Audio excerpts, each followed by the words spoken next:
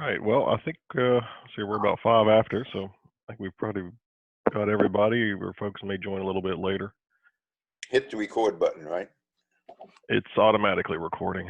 Oh, is it? See, I had one at class. I would constantly forget to hit the record button. I said you can on this product you can set it so that when you start a meeting, recording starts automatically. On these meetings, is a virtual background possible, or is that only on Zoom? This product uses Zoom as its underpinnings, but I don't think it has all the latest features of Zoom. So you can do a background if you have like the, like a green screen or something behind you. You can do it, but it can't do the whole, like it figuring out who you are and cutting you out and putting you on a background. It doesn't do that real well. Zoom keeps all the nicest toys for themselves. Dang. You guys still see me? I've lost the screen. Yeah, you're still up, John. All right. I'll figure it out here. Yeah, well, there's 2 columns of folks, I guess. You're the last guy for some reason.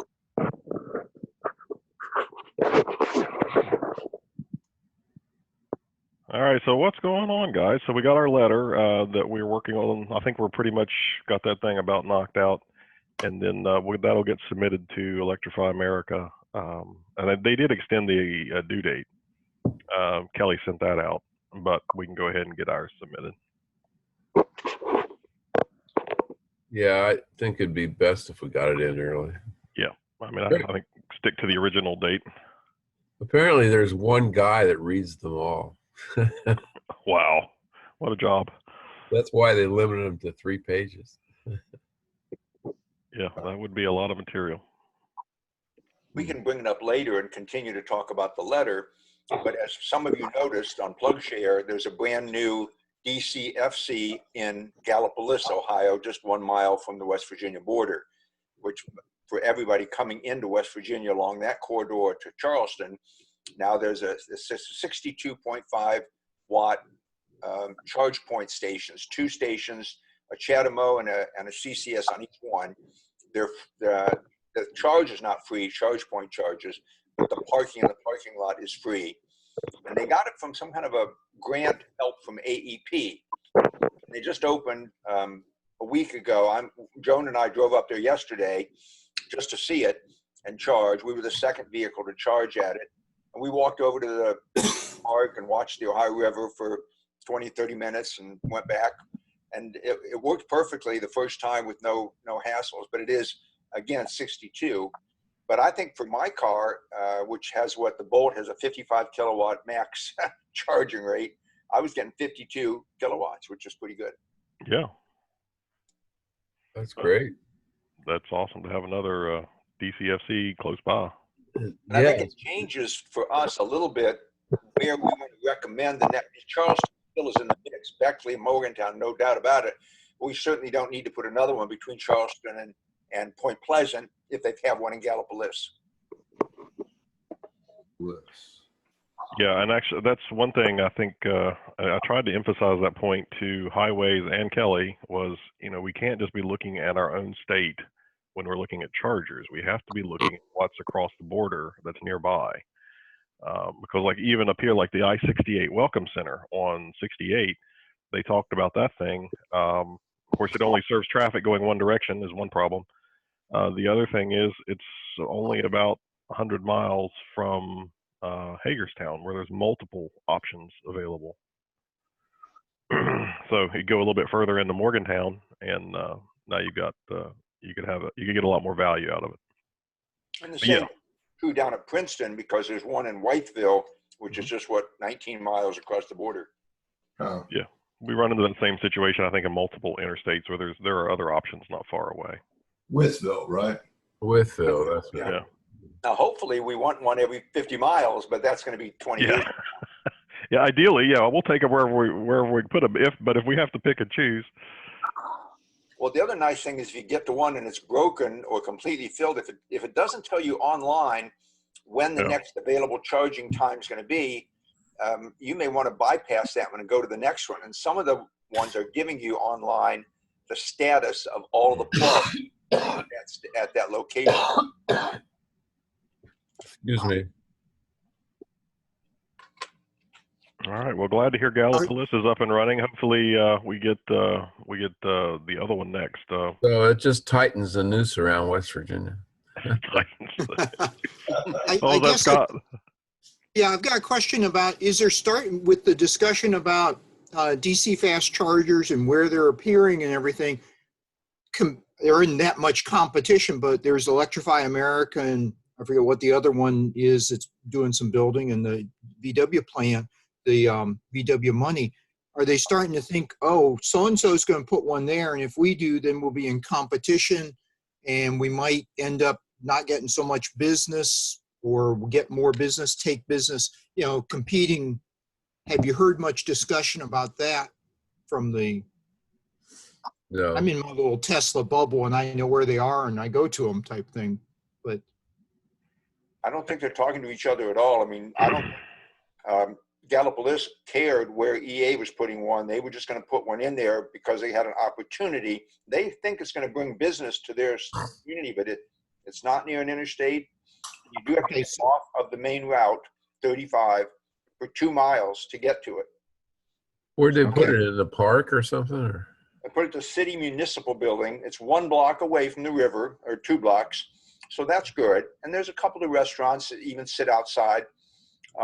It's hard to know in times of COVID how much of an advantage to the retailers it's going to be to put a station anywhere nearby. Yeah, but this will pass and then they'll invest, their investment will pay off. But I think to answer Scott's question, I don't think they're talking to each other. No, Yeah, I don't think they are. And it hasn't historically been an issue, I don't think. I mean, like Tesla's proprietary, so it doesn't, if you put in a CCS station, it's not really competing. Right, yeah, I wasn't referring to Tesla, but EA, and of course, this being a municipality, they're less worried about, quote, competing. And I guess that's a question of the, quote, commercial non-Tesla charge sites. Are they allowed to talk to each other, or would that be, quote, collusion and so forth in the interest of the network? I doubt they have staff to talk to each other. You know, EA is the only real organized outfit. I think most of the rest of them are put in by the cities they're located in. Okay. You know, I mean, there's other networks like ChargePoint. ChargePoint doesn't pay to install them. They just sell them to people. Okay. They're in the business of making them. PlugShare, when you see it coming soon, where did they get that information? Is somebody just hawking the EA website, or is that on the EA map and then somebody puts it on PlugShare? How do they even know that there's a state? I never ever saw, and for Gallipolis, that there was coming soon, and it's been over a year in the construction, I'm sure. They brought a brand new line down from the pole at 480 volts to a box, and then to the 2 charging stations. I may do a little Googling and just try to answer my question. And if I find anything, I'll let people know. We don't need to spend a lot more time, but yeah, sounds good. I'd be curious about this. So looks like I've worn out my new tires. I need to get another set of tires. How many miles did you get on them, Marty? I have 31,000, which is a lot better than the 24 I got on the OEM tires. I guess driving up Golly Mountain really erases them. That's all I can say. I think Tesla does it more. My little Chevy's up to 36,000 on the original tires. So, but I probably will change, you know, between 40 and 50. That's good to hear, because I put down money on a used Bolt. So yeah, congratulations.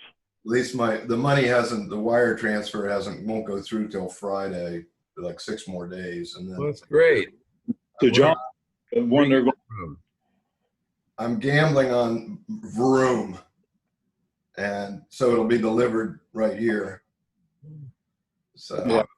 Anyway, I just got like totally sick of looking at all of them that are available. And probably next month's the best time to buy one. I mean, there's just hundreds of bolts you need, including the new ones that are going lower and lower. Well, that's As soon as you buy one, then there's always a better deal. This is a 2017 Premier with 20,000 miles, and it might have been repoed. I don't know, but it was a lease vehicle and then sold at auction. So, you know, it's a gamble, but at least in the picture, they had like about 200 miles on the charge. It made me feel better than looked at one car dealer and they had like 5 miles on the charge. It always scares me. If they put a charger between us, we'll have to meet there and take a picture of the two bolts charging at the same time. Talk about, you all hear me? Yeah. Okay. About getting some to Fox Nest. Sometime if he gets his, maybe some of us there and have some all the chargers, do some video. Okay. Sounds good to me. I never made it by Hawksnest to test out their chargers to see how they're working. I'm going to try to do it Several times and charge. They had some issues. Their dip switches were for the breakers. People came in and charged higher than the quick rating and trip. And I think that's straightened out. Marty, you were there with us when we all met at Hawks Nest, weren't you? Yeah. As was I and Sue. We enjoyed that time, that lunch.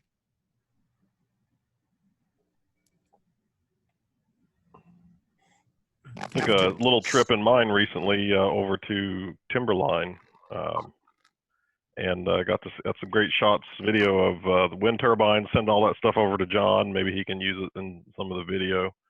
So I was getting some shots as I was driving across Corridor H, some video clips. And also just an interesting note, it must be uphill from my location to Timberline, because I used a fair amount of range getting there. But on the way back, I thought, man, if I have to, use the same amount of range on the way back, it's going to be kind of tight. But is on the way back, it's like I had range to burn. We did that coming back from Snowshoe. We left Snowshoe at the top of the mountain with 210 miles to go 205 to get home. And we still had 120 of those left when we got home. Yeah. Well, there's probably at least 2,000 feet elevation difference between you and Timberline. Or more. Yeah, you're just going up and down hills, but I guess coming back, there's more downhill than there is uphill. Yeah. Because your Harper's Ferry is like at 190 feet elevation, 200 feet elevation. And Martinsburg's about the same as Charleston. I think we're like 400 or 500 feet elevation. Oh, are you? Okay. So, yeah, Timberline's up at close to 3,000. I think one of the planners, the route planner, gives you the elevation at your start and end point and puts that into the calculation. Yeah, I think Better Route Planner does some of that. I didn't bother using it since I knew where I was going, but yeah, I was just I thought it might be tighter than it was, but no problem at all. Now, I know that the range estimate is based greatly on how you've been driving recently, but yesterday, because we just got on the road at 55 miles an hour and didn't have to speed up and slow down, we were getting almost 5 miles per kilowatt hour for the whole trip. So we had, I think, 75 miles to go to 40.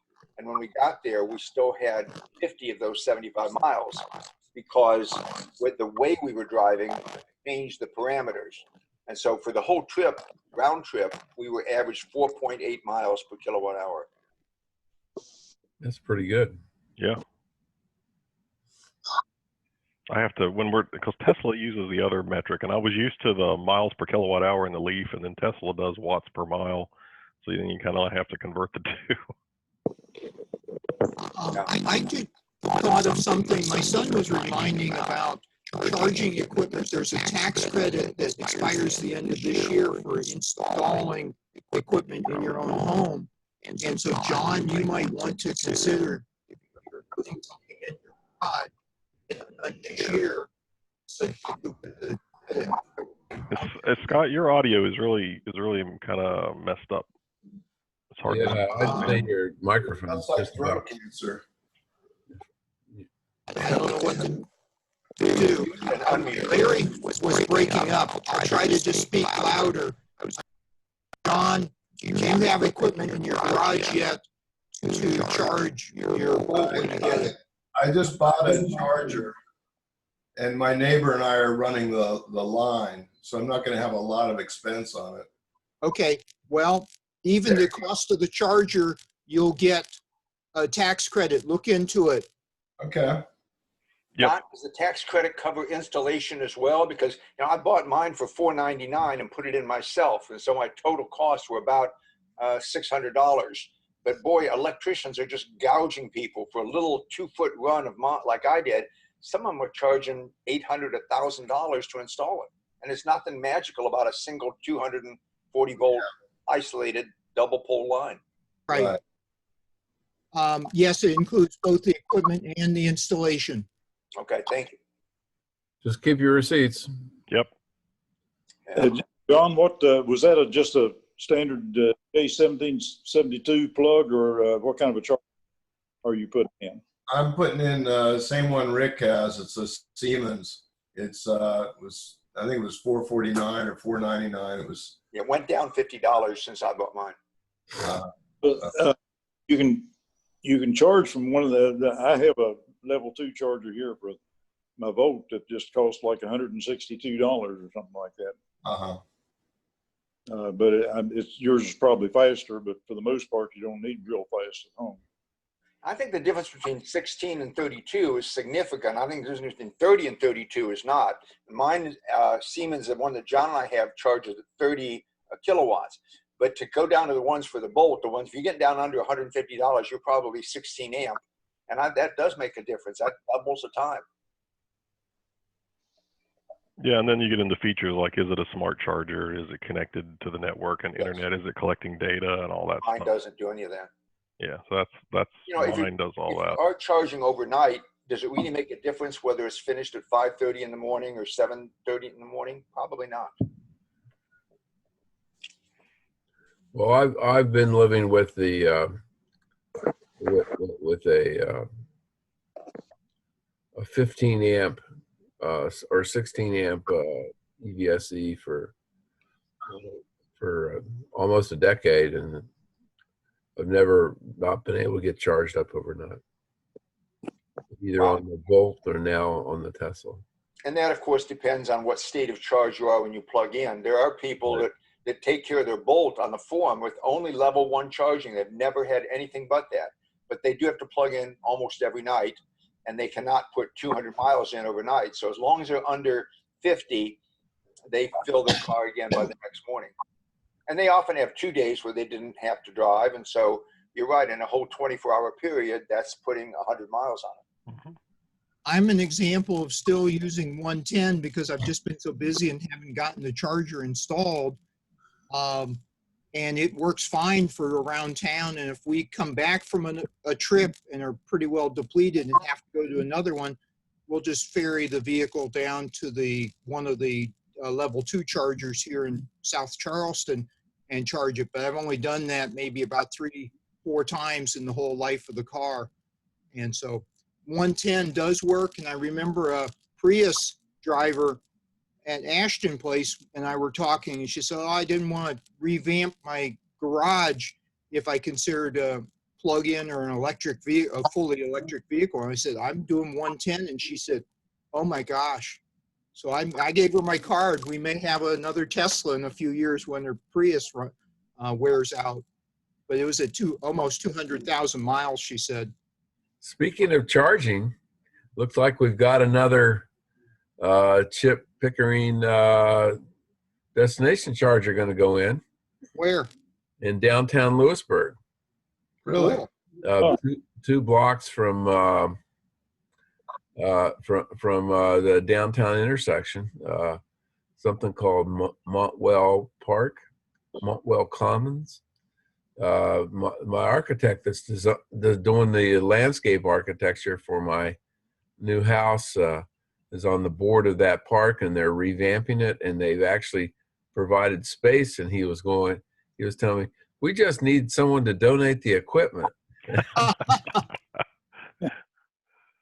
Well, have I got a deal for you? Yeah, yeah. So I put him and Chip together, and I think they're off to the races. So, Oh, but anybody know any other locations? Well, and actually on that note, I did hear back from the city of Elkins. They have a meeting in early August, and they contacted me back, wanted a little bit more information. So I sent them like a picture of the green bank installation and just some basic specs and what others had done. And so they said it was on their agenda to discuss in August as a possibility. So something may come out of that. Elkins will be a key location. Mm-hmm. So I called ChargePoint the other day because I'm looking around for possible EVSE when Marshall's, the project I'm doing, investigating whether we should electrify our fleet. One arm of that is, the infrastructure. So I called ChargePoint. I asked him, why is the very same charger basically for residential use $700 and for commercial it's $1,400?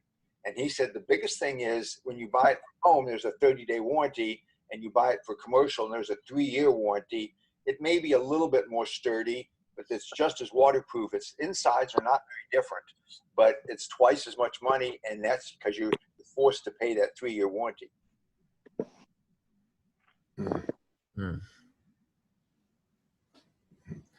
I guess if you're going to put it out where the public can get to it, there's much more likely to be vandalism than there is in my garage. Yeah. What kind of charger did you say was going in Lewisburg? Well, Chip Pickering is a member of our organization. He's a retired owner of a electrical engineering contractor.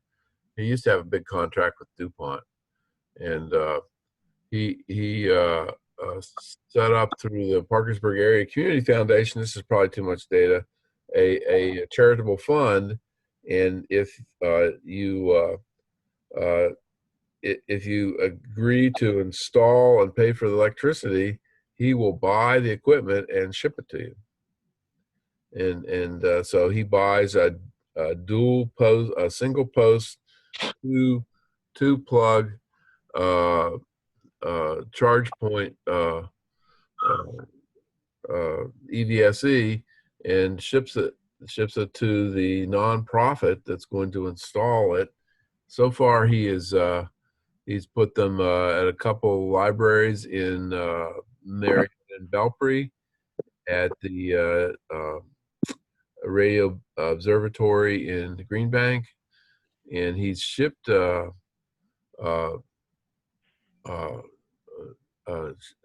one to Fairmont State, though they haven't installed it yet because of COVID. And now we've got one lined up for Lewisburg. Yeah, so anytime I find someone that wants to, that is interested in it, I get them in touch with Chip.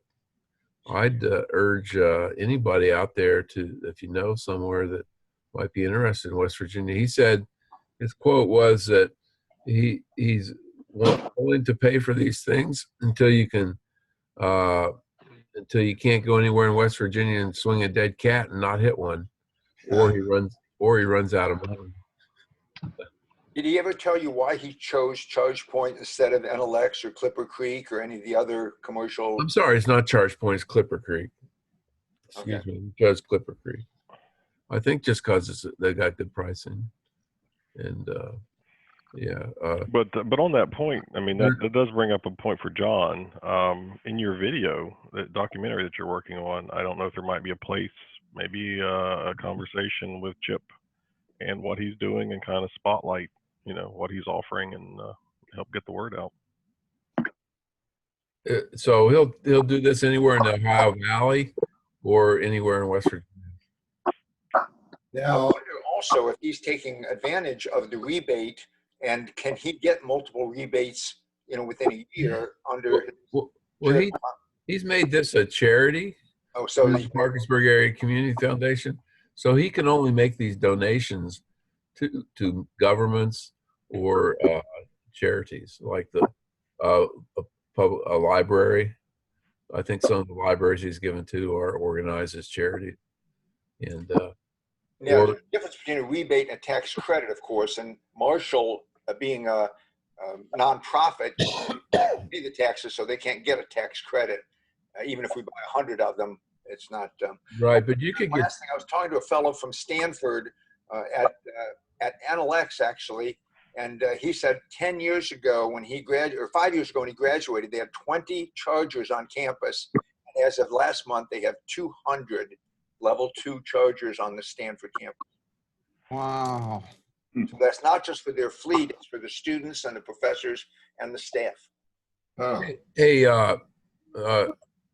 Rick, you might want to look into, there's an outfit, I just saw an article on them. I don't know if it was in Charged or where it was. There's an outfit that is doing a networked set of level 2 chargers, like for an apartment complex, and it'll go through and figure out how to charge all the cars so they're all ready at the right time. But you don't have to install a 40 amp circuit for each plug. It'll actually regulate the charging rate to each car so that they're all ready. So you might be able to charge 50 cars with a 200 amp circuit or something, so that you can avoid Moving and replugging. well, no, you can avoid having to run a bunch of bringing high in 3,000 kVA line or something to do it. You don't have to upgrade your electrical system.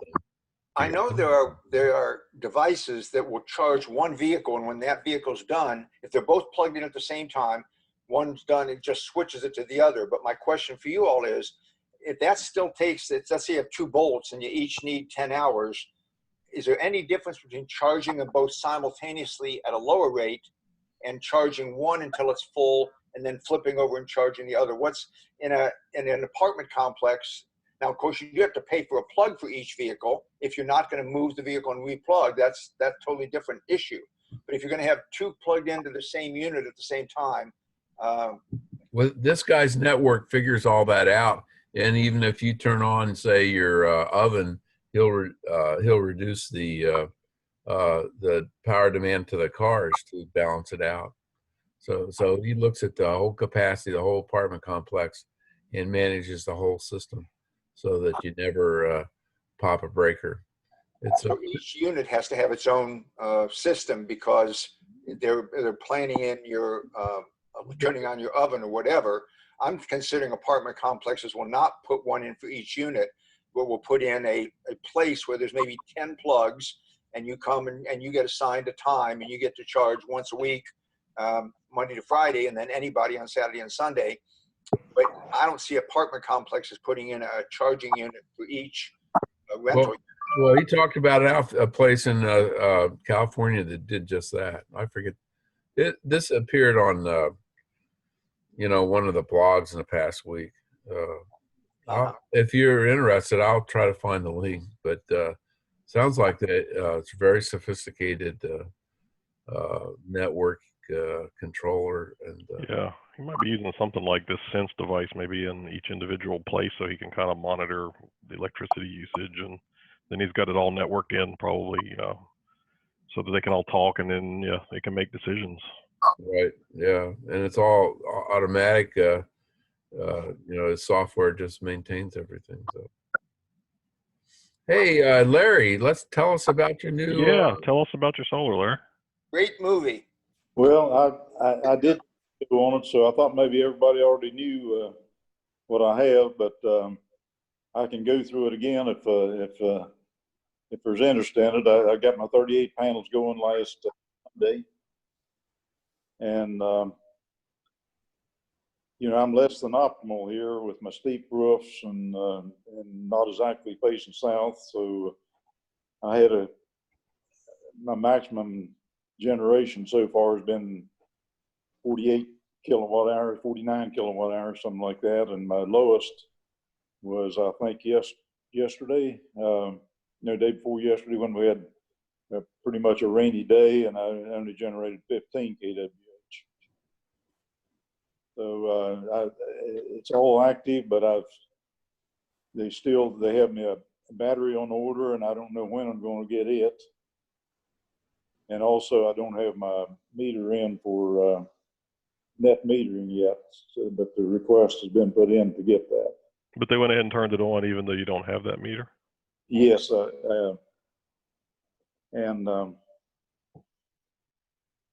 I try to minimize I charge during the day, and my I use a lot of air conditioning here, so I don't have a lot left over from my air conditioning even when the sun's out, but I've been charging when I can during the day to minimize how much is shipped out, because I'm not getting credit for that now. Yep. But I'm kind of surprised they turned it on, because that was the whole issue that Thornton ran into. They wouldn't turn his system on, right, Marty, until they got all that. So. Well, till he sued him. Yeah. Maybe they learned their lesson. Yeah. They've checked, oh, we see a connection between Thornton and Larry on the social circles. We'd better stay away from this. That's all right. But yeah, so once you get some more experience, Larry, you'll see, you'll get an idea of how it performs. And in hot weather too, I mean, that's also, you won't see your maximum production in this really hot weather. The panels, the performance degrades as they get hotter. Usually spring, fall is when you'll see your maximum production rate. I got a 12.3 kW system, and I'm sure I'll never see the full thing, but I've been up pretty close to 9 kW generation. Yeah, you might be close. I mean, the spring, if you get the right conditions on a cool, bright, clear day with some wind, you'll see your maximum production. Do they shut down if they get too warm? No, they won't. I've never seen them shut down. I don't think they'd shut down. But that's a cool day better than a warm day. It's less efficient, I think. Yeah, it's an efficiency curve. As the temperature rises, they lose X percent of efficiency in converting sunlight to electricity. I have a question for all of you. A high school classmate just put solar panels on his house in North Carolina. And I said, did you put in a battery to store stuff, for the day to use during the night? He said, no, that he looked into the batteries were so expensive. He felt it was cheaper to buy a generator for the times when he needs to use that. And I thought he was comparing an apple to an orange. Have you ever heard of somebody, how does a generator help you if you're not storing your energy in a battery? You just turn it on every night and run your generator? It doesn't make sense to me. No, go ahead, Marty. It's just for when you lose the grid. Backup power. Yeah, solar panels can't work when you're not connected to the grid unless you have a battery. And so basically, when it's just for backup power. But so even if you lose grid power, your solar panels don't work either? Right. Unless you have a battery. And is that battery to charge the works that are gathering the energy, or you're just taking it back out of the battery? Just the way the circuits work. So the solar panels still aren't working. You're just using the battery storage power. Well, no, you can't. Basically, the deal is because the power demand in your home and the power supply on those panels fluctuates so greatly, they're always out of mismatch. It's not a problem when you're connected to the grid, because if you're overproducing what you need, you push it out to the grid. If you're underproducing what you need, you grab the extra you need from the grid. But when the grid is down, for safety reasons, your solar system has to disconnect from the grid, because you cannot be trying to produce power and push it out to the grid while somebody's working on the lines.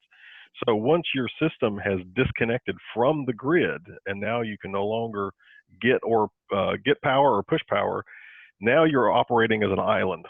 And the only way you can do that is to have a battery. and the solar, and they can both be active at the same time. The solar can be producing power, the battery can be charging or discharging. Now the demand in your house, there's only so many circuits that are connected to the battery, so that that battery can service the maximum load that you've put on it in those circuits. So you wouldn't generally put things like an electric range or your central air conditioning on a battery because it probably can't handle it. Unless you've got multiple batteries and all this stuff tied together. Unless you go really big on the batteries, then you might. That brings up a good point I hadn't thought of. So when you generate during the day and store it in the battery, and then you want to pull that back out at night without using the grid, you're not electrifying your whole house. You pick certain items that are on that sub panel that you're running from the battery, and like you said, you don't put your generally that's the case. I mean, unless you go really big on batteries. Yeah, Scott, did you have something? Yeah. If say the grid went out and you've just finished charging your battery, would you then be in a pickle because you're still producing a lot and it's trying to keep your batteries fully charged and you're not demanding enough in your house? Would you then have a problem because your island would be disconnected and well, I mean, now at that point, basically what would happen is the battery can shut down the inverter. Okay. So that you can't overcharge the battery. Right. But I mean, when you guys, if you can see this on my screen, here's what it looks like. You see all this, the red is the demand in my house, and this yellow is solar production. So, a big chunk of the day, I'm overproducing. That power has to go somewhere. And so it goes to the grid. And then the red, sometimes, there was a lot, probably charging a car or something here. There's a lot of demand, which if that would have happened during the day, it would have exceeded the amount of solar I had available. So the grid takes care of all that. But when you don't have the grid, then a battery has to take care of all this. On your demand curve, the red one, what is that? What are the peaks where about every 3 times an hour it goes up to a certain level? Is that air conditioning? Air conditioning. It's the air conditioner cycling. Gotcha. So there's a real good real life YouTube session by this 2 guys named D. Eric. Mm-hmm. They own like 3 Teslas and they have solar panels, and because they got all these referrals, they have like 4 power walls. and I mean, they're really I mean, when they do their videos, they bought some Tesla seats out of a wrecked car, and they sit in Tesla seats when they're doing they're just really kind of weird fellas. And the one guy shipped his Model 3 Performance to Japan and raced it. And he hired a Japanese race car driver to drive it. So pretty interesting. But they had, after they got those 4 power walls turned in, they just went and turned their grid connection off for a week, and they were able to do everything except charge their cars. They didn't charge their cars for a week. But if you have enough battery, you could do it.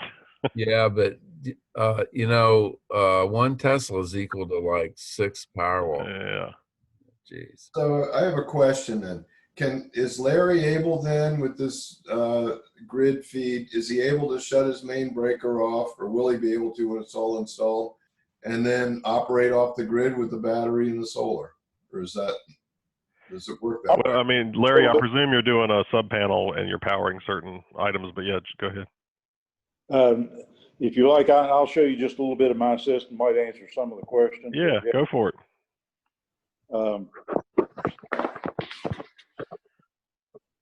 So the key to being able to operate on the battery, which my battery is going to set here and feed into a panel here, but the key is this gateway that isolates when the power's out.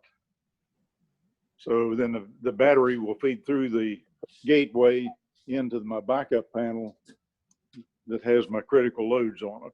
So what did you put on what was your critical loads? It's not the whole house, so what did you choose? It's all of our bedrooms. It's the family room, the kitchen lights, the microwave, And one thing that shouldn't have been on here, but well, I had a, a small sub panel here before, and this level 2 charger, this $162 level 2 charger, was feeding off of it. And when they were doing the rewiring, the electricians were here doing the rewiring, they didn't move this thing. So I'm going to have to, if power goes out, I'm going to have to be kind of careful there that we're not charging the volt. But it could be kind of nice to have that, because if the sun's out and we need to put a little charge in the cars, I'd be able to do that, because if we're not running air conditioners or heat pumps, and the sun's out, I'm going to have lots of extra power, and if the power's off. Okay, so yeah, so you've got the one power wall, and you've got your critical loads panel, and you've selected the circuits that you want to power. So I think to answer John's question, yeah, it's not going to run the entire house, just selected things in the house. Right, but if a tree falls over the line and your power's out, you can still have some power. Yep. Yeah, if it goes out tonight, I'll have to watch my usage. But when the sun comes out, I'll probably have electricity to burn. Because I have a transfer box and a generator, you know, where our power goes out, I hook up the generator and boom, I'm on with the transfer box circuits, which is the same thing, I think. Yeah, same concept. Yeah, generators, generally you've got, you know, your separate load panel, and you've selected the breakers circuits that you need to power with the generator. How is that critical load panel amp limited? Is that like 60 amps or 100, or how is that determined? I know you're not going to put your clothes dryer or your oven on it, but does the 16 amps that his EVSE would pull make that much of a difference to overload the circuit? I don't know. I assume there's a limit on how much that one battery can. It is, yeah. I'll say it's the battery is the limit. The rate that it can supply. So I don't know what that is right now, but I'm sure that is a limiting factor now. And if I had decided that they told me that if I put a second battery in, that I could just back up my whole panel. So I got a price on that, and then I said, well, I'm putting too much money in this thing. I'm going to back off. But if I had done that, I would have got my 26% off of another battery. But anyway, I decided to get one and just have the emergency needs panel. Does you guys see the Powerwall specs there? Yeah. Is that like $1,000 or $5,000 or $15,000? What does that Powerwall cost? Well, I think Solar Holler charged me maybe more than they should, because I paid $10,000 for the one that I got, and but then I'm getting 26% off of that, but with my tax refund. If you just buy one for Tesla, I think it's like $7,000.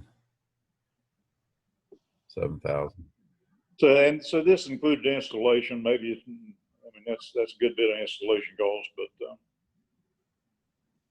and so those powers. Oh, I'm sorry, Larry. Go ahead.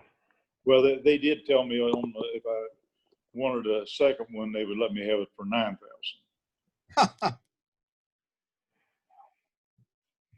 So with those power specs, that's what 7,000 watts peak power at 240 volts. That's about 30 amps. So to your question, Rick, the single Powerwall maximum could supply about 30 amps at 240 volts. But that's only peak. And then if it's continuous load, then it's even less than that. And what 240 outlets would you put on your critical panel? I would think most of them is going to be lights, and a microwave's 110. So, well, I mean, your freezer, your refrigerator, yeah, all that stuff. Water pump is the main thing for us. Yeah, I wouldn't intentionally put 240 volt circuits on there, but I did end up with this charge, level 2 charger for the volt. I where I didn't need it. But I mean, but I guess, Rick, the power wall is wired into the house's electrical system, which is, handles 240 volts. If you got both legs, and so this thing can supply, 240 volts just like your main electrical panel. You may not put any 240 volt loads on it, But when you were converting the kilowatts to amps using 240, but if it's 120, then you get twice as many amps, right? Instead of 60, you'd get 120 amps if you don't put any 240 circuits on it. Well, I don't know, it's wired into both legs of the panel. So, and I'm not an electrician, so I'm rapidly getting into areas I'm not familiar with. Yeah, I have a hard time with electricity. That whole square root of -1 thing just drives me. All right. Well, I don't know. Any other comments on that stuff? We can move on. Well, congratulations, Larry. All right. Well, I got the floor. If I have one other thing I might tell you about. If Sure. Back August of last year, so I thought I had already paid for full self-driving. I bought the car, but I only paid for part of it, I guess. So back last August, I got a notice that if for $3,000 I could get the final, the full self-driving, where they were going to increase the price on it. And I talked to Mike Beam, and well, I put my money in on it, and I talked to him, and he said, well, we probably wasted our money, but so Mike and I both did sign up for full self-driving. And I've had one small issue with my Tesla where a fault come up on my passenger's restraint system, and I've been texting back and forth, and they did make one trip out to correct that. But I talked to in the text, I talked to them about, can I go ahead and get my full self-driving computer? Because I got mine in December of 18, and they started putting that full self-driving in March, I think, of 19, or March or April. And so anyway, I found out that it has to go to Columbus to get the computer changed. And so I texted them and told them I'd like to just go ahead and get it if I can. And so anyway, I've got an email from them where they've ordered that for me, ordered that FSD and some hardware to go with it. And talked like it might be 4 to 6 weeks. So I guess I'll be making a trip some point to Columbus to get my full self-driving. And I've talked to Mike about it, and he's talking about contacting him to do this. Sounds wonderful. Yeah, I just, I'm not all that impressed by how well the car drives itself. Sometimes it breaks at its shadow or something. I'm anxious to see if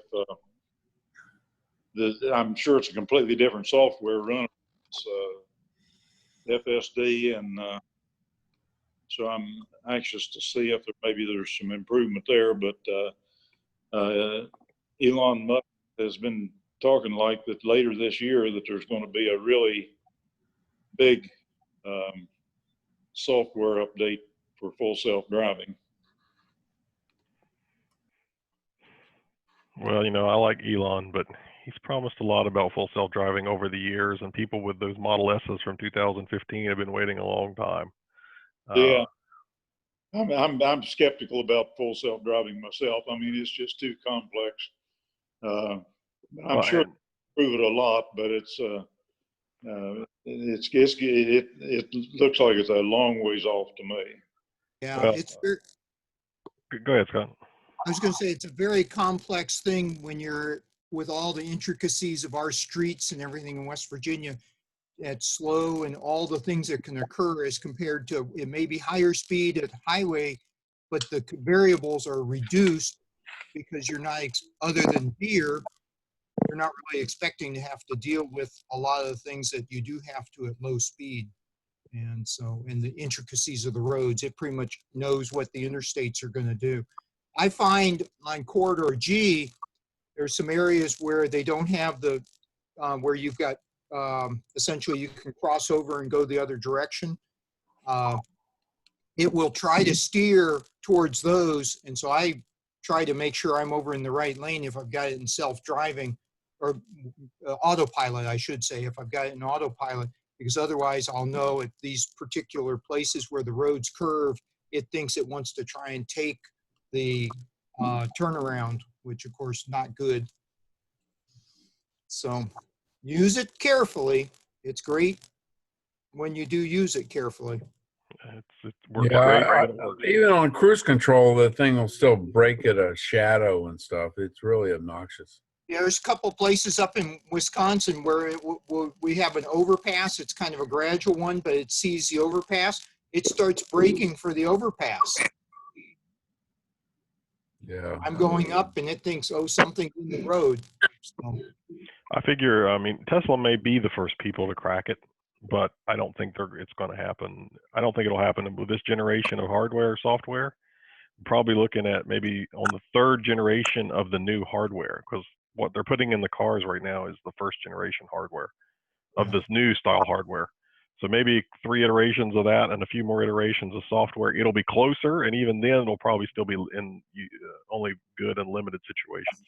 Well, yeah, I saw one prediction recently said they'll have to have better cameras, that the resolution on the cameras is not detailed enough, that they need better, which, you know, you double the resolution on the cameras, you've just increased your calculation. Just quadruple the amount of data that the system has to take care of. And that's a good point, Marty. That was my other thought was, I don't think the current sensor suite, whether it's cameras or the ultrasonics or radar, I mean, I think that sensor suite's probably, they're gonna be learning enough from this iteration of hardware and software to realize that the sensor suite's gonna have to be improved. And maybe they don't have to go full LiDAR, but I don't know that the current sensor suite will be good enough.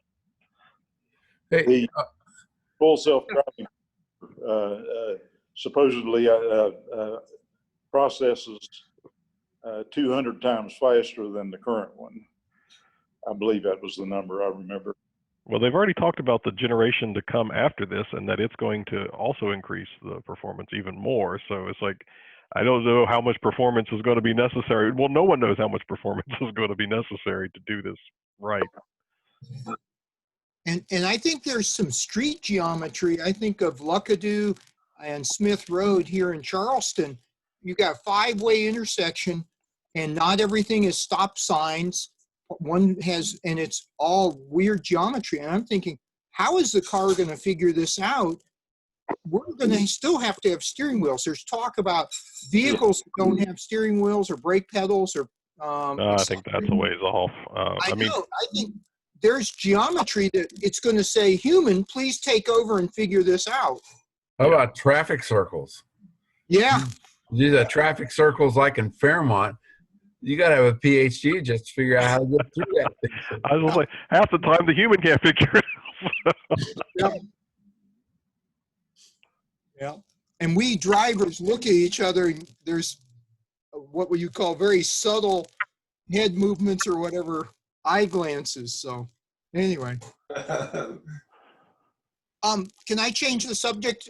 Is anyone having problems with their charge door on their, I've got Model 3.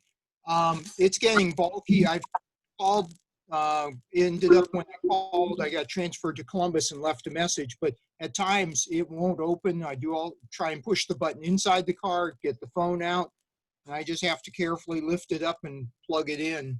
So I'm going to have them take a look at it. I haven't run into that. Well, I had the little magnet fall off mine, so I can't push on it and it opens. Yeah, I think I lost my magnet. That may be the problem. Yeah, and I actually super glued it back on one time and it fell off again. And Tesla actually replaced the door one time and then the magnet on the new door fell off. So the need for that stupid little magnet is obnoxious. So I use the app or push the button in the car. And when you're a supercharger, it automatically opens. It's got a. It's supposed to recognize, of course, when you press the button on the charge, the end of the charge, and it's not doing that. So, okay, I'll let you know when I find out. One more thing is I was going to say, we did put the Abstract Ocean HEPA filters in, and the car smells much better. Real happy with it. I do notice that you've got it turned up to above 7, 8, or 9, or 10 on the fan speed. The amount of air is ever so slightly less. It's perceptibly less, but it still keeps the cabin cool enough and everything. Okay, well, you have to keep us updated. Okay.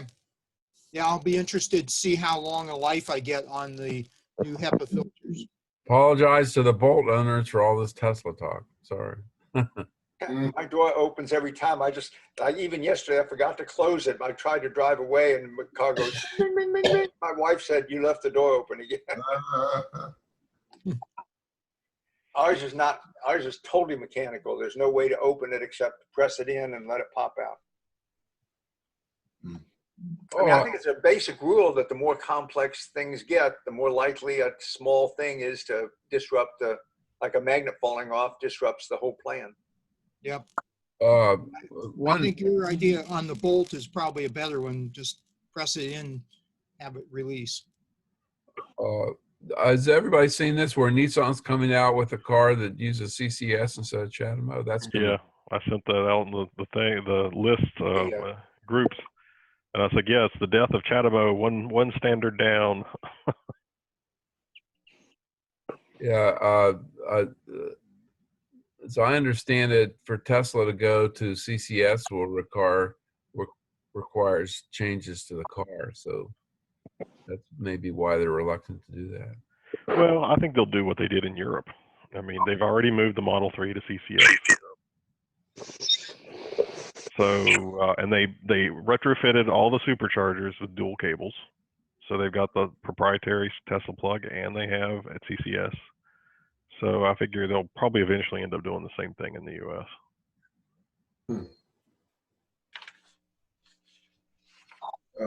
Rick, can I ask, do you use the My Chevrolet app? Yes. And does it cost you so much a month then? No. Really? If you're on basic OnStar, the My Chevrolet, at least the one that I have on my phone for the things I need to use it for, I mean, I have it on the phone. I just use it all the time to see the state of charge of the battery. And of course, it texts me when it's full and things like that. And there's no charge. Rick, do your system works through OnStar? Yes. So, and you don't have to pay for that? Not the basic. You only have to pay for it if you want them to automatically notify the cops if you get an accident. And I figure someone's going to see me and call it in. So there's 3 levels. The basic level is free. And that's all I've had since the first year. You get it for free from buying the Chevy. And the next year it's like $10 a month. And I said no. And does the key fob work on that then? Yes, I can open the car, unlock the car. I can preheat it. If I'm in a restaurant in the winter, I can turn the heat on. Now in the new Volvo, you can also turn the heat on, which we can't do in the Bolt. You can just turn the cabin heat on, but you can do that remotely.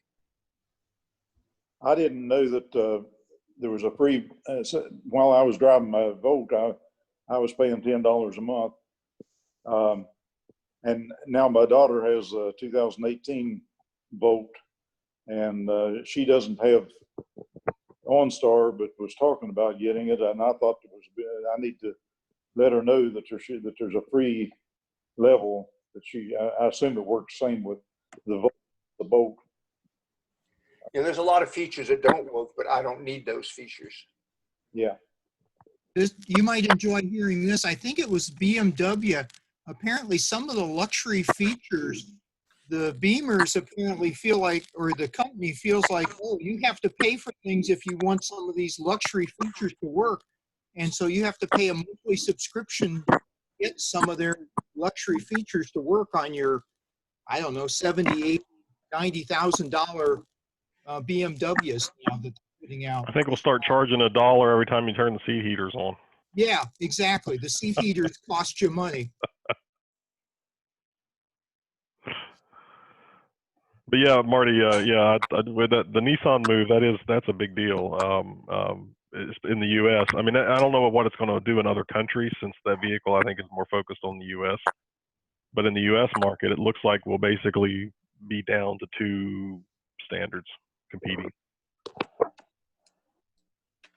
You're speaking of that seat heater. I hate it. The seat heater's right next to the fan on the Tesla, and I hate it when I'm out and the outside temperature showing 99 and 100, and all of a sudden my back's burning, and I look down. Turn the seat heater on. Yeah, I've done it once or twice and have learned. Yeah, the Lexus is the same way. It's a little knob, and you can easily hit it. And the next thing you know, your butt's on fire. All right, well, guys, I think we're a little over an hour. Anything else? Oh, well, I did have a question for John. Anything else that we can try to help get for your documentary? I mean, just send you video clips when we have some stuff, or anything else you might need. Part of my problem is I'm not on wired internet. I just have cellular, so I haven't downloaded your files yet. Oh, okay.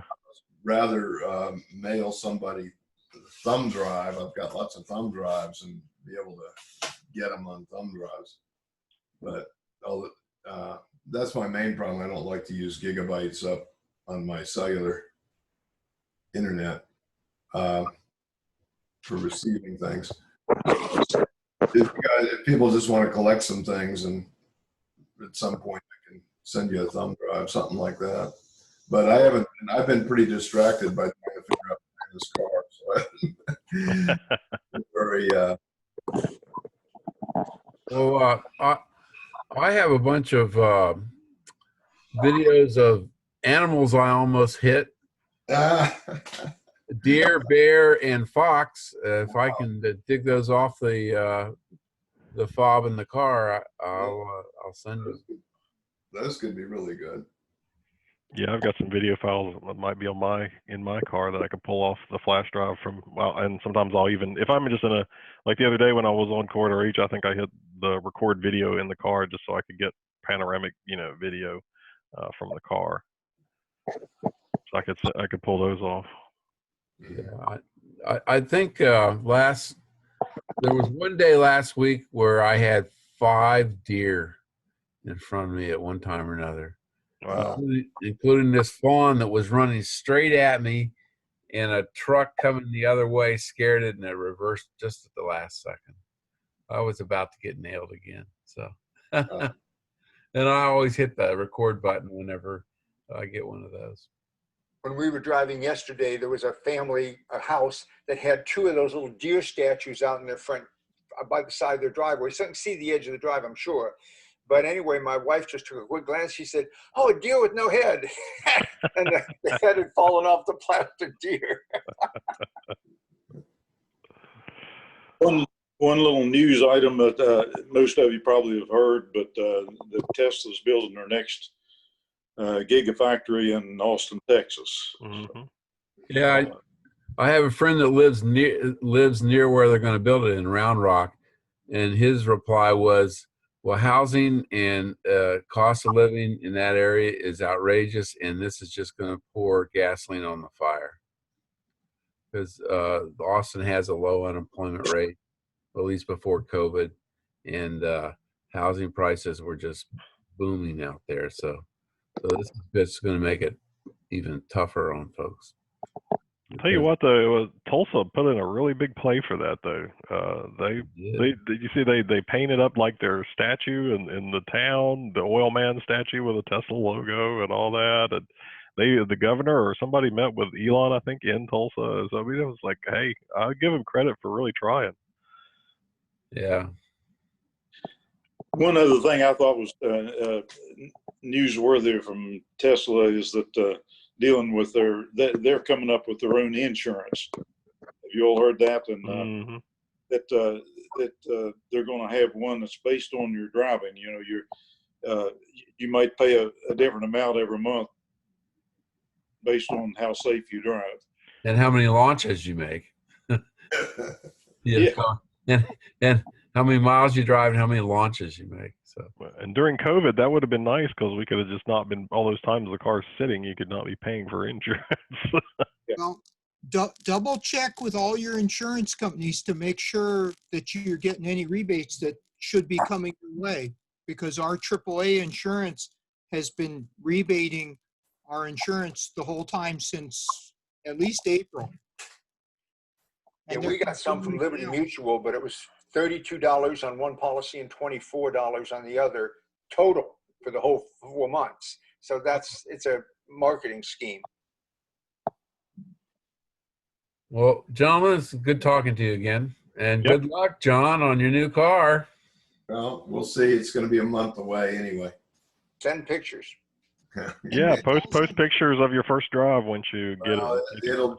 I'll be lucky if it's here by next month when we meet again on this. Do we need to talk a second now about NDO? Has anybody done anything more for us to be ready? I got some kind of an email survey. Are you planning to do something in person or just online? And I clicked just online and said, thank you. And that was the end of the survey. I think they wanted to go in what you're doing to keep people safe. We're not going to do anything in person. But has anybody started to think about a video that they're going to make to put on our, because Well, we're I going to think- have one more business meeting or no more business meetings before September? Well, there'll be a business meeting in early September. So it'll be 3 weeks before. But we did talk about folks making some videos who volunteered. I think, Scott, you volunteered to do the Model 3. Yes, and Eric's lined up. Once his internship finishes, we'll start the production of that. All right. And then, Rick, I think you said you do the Bolt or repurpose your Bolt video. Well, we're going to try to redo one and get someone who's never ridden in one before to be in the front seat with me and put Joan in the back, sort of a video, not me especially, but that person, and just ask them without any rehearsal, what questions, just like we would do at NDO, take you for a drive. What questions do you have that I can answer? That's instead of assuming what they want to know, ask what they really want to know. And it'll be pretty basic, and it'll probably be under 10 minutes. Yep. And then I got a guy that up here who said he would do one for the Kona. I need to follow up with him. Okay. So as far as I know, we've pretty much got 3 committed that have committed to do videos. All right. Well, we've run over, so Great right, guys. seeing you all. take Thank you. care. Bye. Later. Bye. Bye. Be well.